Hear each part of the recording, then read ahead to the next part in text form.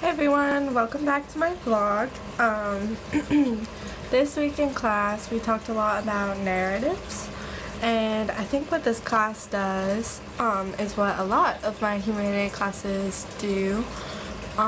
It has caused me to rethink the definition of things. So this week I'm rethinking the definition of narrative. So let's take a look at what the OED says a narrative is. So the first definition that comes up is about law, but if we scroll down a little bit, the second definition is an account of a series of events, facts, etc., given in order and with the establishing of connections between them. A narration, a story, an account. So I started to think about the definition of narrative that I had and redefining it in the context of this class.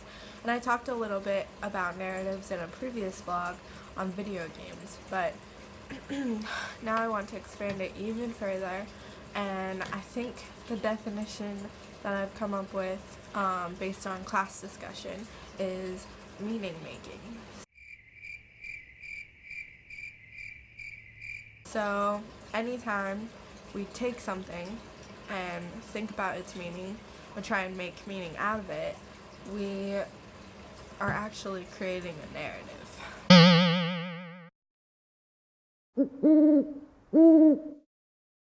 So, just some examples. Why do I have a hand? To think about meaning of hands, I'd have to tell a story. What's the meaning of a bug's life? What's it like for young children when they just hit puberty?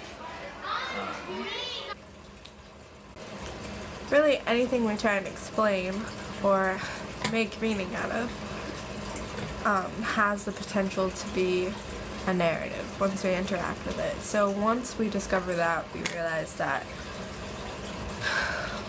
well dang,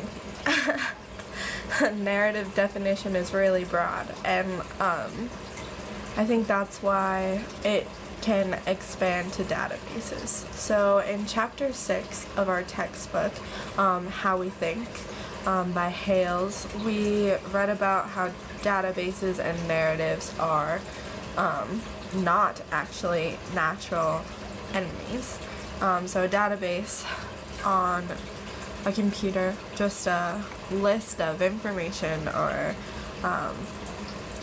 groups of information that we click on, you wouldn't really think is a narrative, but for example, a really well-known database, it's actually a search engine, but I think that it can be classified as a database, Google. Google, when we type something into the search box, it organizes the information based on what it thinks we want to hear.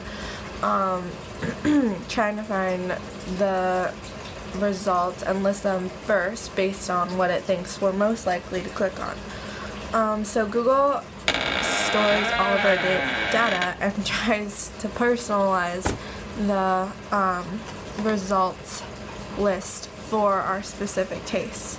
The way images or links are arranged will depend on sometimes where you are in the world. It can depend on other things that you've searched or other things that you've clicked on. So really, Google tells a narrative. It tells a story about the user and what the user thinks is important. I suppose the takeaway is that humans are storytellers, and every time we try to make meaning, we're telling a story.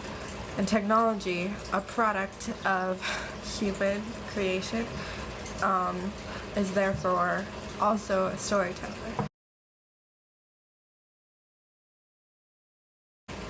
Okay, thanks for watching.